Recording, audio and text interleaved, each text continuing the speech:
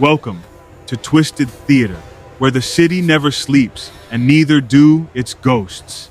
Here we bring you stories that crawl between cultures, centuries, and shadows. Stories that remember you even when you forget them. Tonight, we travel to the beating heart of West Africa, to the sleepless city of Lagos, Nigeria, a place where the sun burns too bright by day and the spirits of the old world whisper beneath the hum of the new. This is not a story about monsters from the forest or witches in the dark. Number. This is a story about art and how creation sometimes demands a soul. This is the story of the Mask of Lagos. In the bustling sprawl of the mainland, where markets breathe like living things and neon light bleeds into puddles after rain, there lived a young photographer named Chuka. He wasn't famous, not yet, but his camera captured truth in a city where truth was slippery.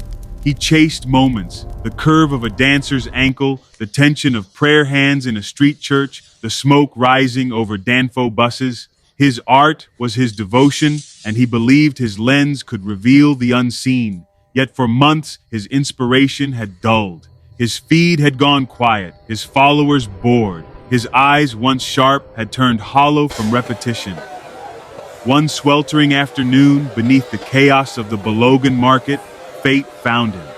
He wandered between stalls of trinkets and talismans, the air thick with incense and exhaust, until his eyes caught something unusual, a stall at the edge of the market, half hidden under tattered red cloth.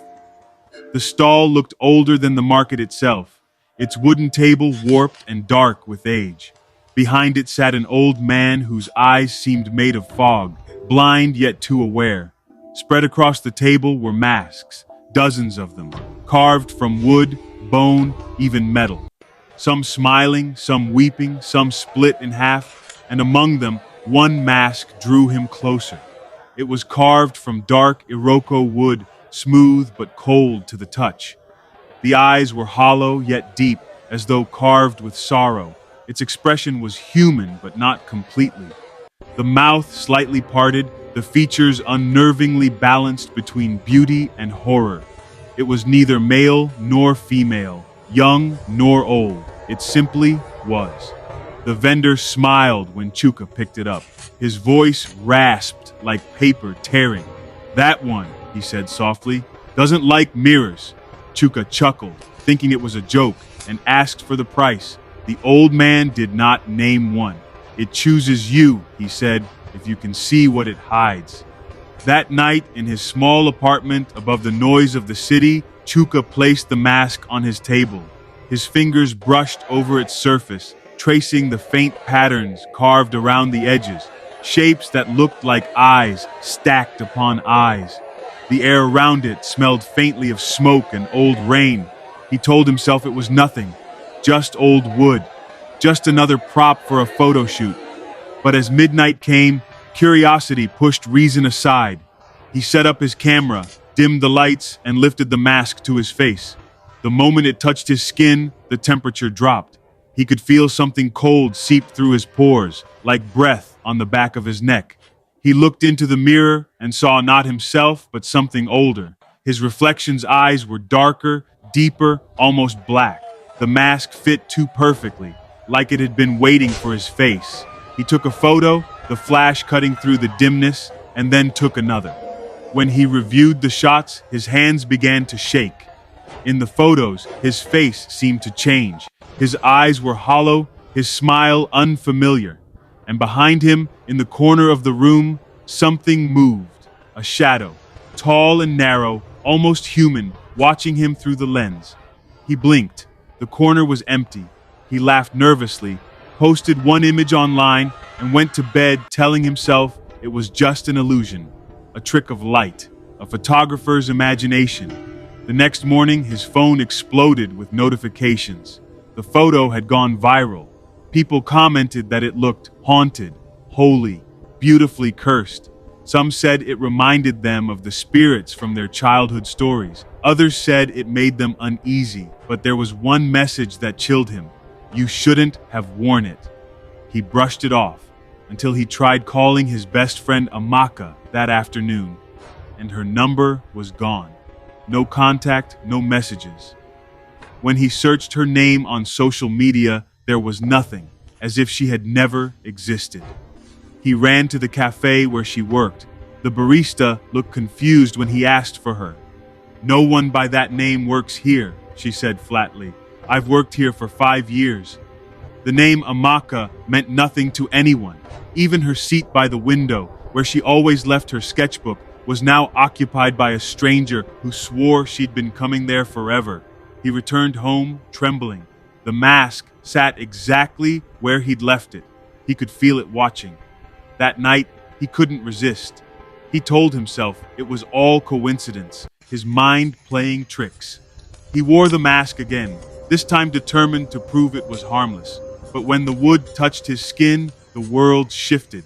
He heard distant drumming, faint at first, then louder, faster, echoing from somewhere beyond the walls.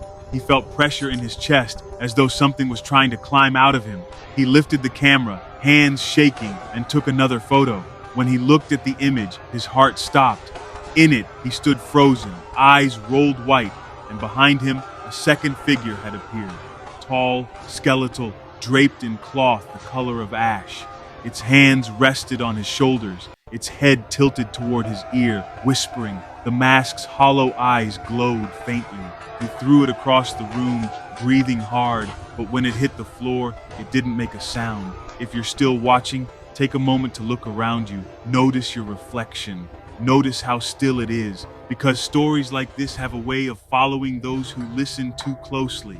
Before we descend further into the dark, make sure you subscribe to Twisted Theater, where what you see and what sees you are never quite the same thing.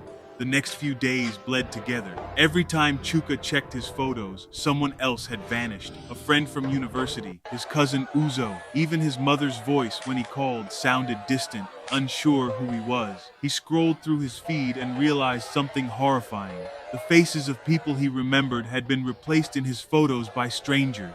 Their smiles were wrong, their eyes too empty. His reality was rewriting itself.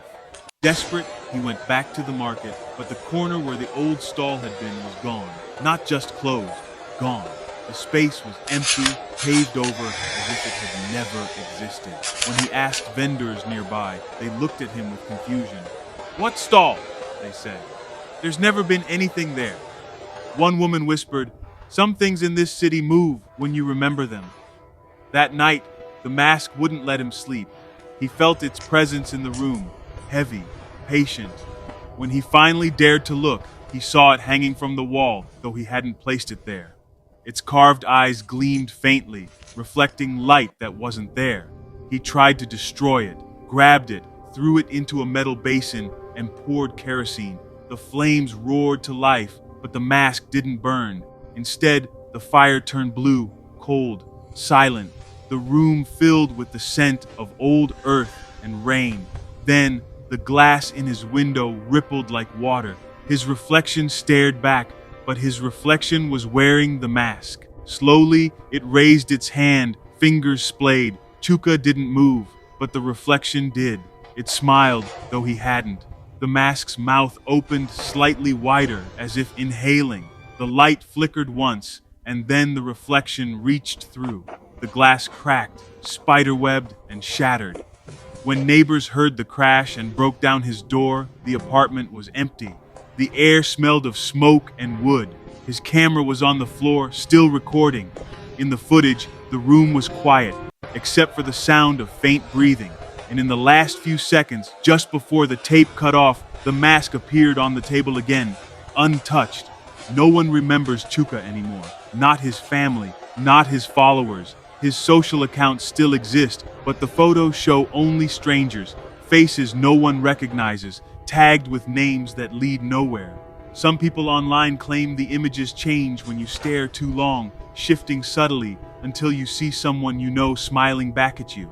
Others say if you download one of those photos, a new image appears on your phone at midnight. Your face wearing the mask. So if you ever walk through the markets of Lagos and you hear faint drumming behind the noise, don't follow it. And if you see an old man selling masks carved from wood that smells like rain, don't touch them, because once the mask chooses you, your name fades first. then your face. Then the world forgets you ever were. Thank you for watching Twisted Theater, where the stories don't end when the screen goes dark. If this tale unsettled you, if you felt the weight of the mask while listening, like, share, and subscribe before your reflection looks away. Because memory is fragile and identity is only a story you tell yourself. And if you wait too long, someone else might start telling it for you.